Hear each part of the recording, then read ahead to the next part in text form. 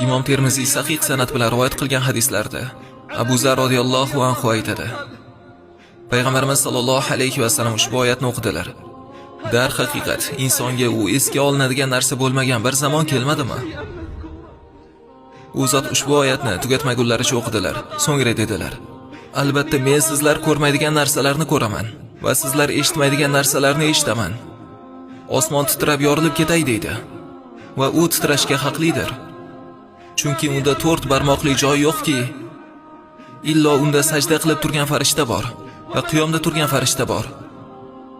Allohga qasamki, agar men bilgan narsalarni bilganingizda edi, kam kular edingiz va ko'p yig'lar edingiz va siz ayollaringiz bilan to'shakda rohatlanmagan bo'lar edingiz.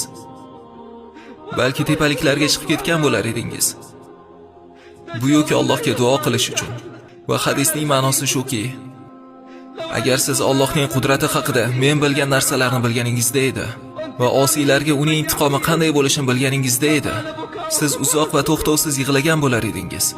Sizni kutayotgan narsadan qo'rqib va siz hech qachon kulmagan bo'lar edingiz.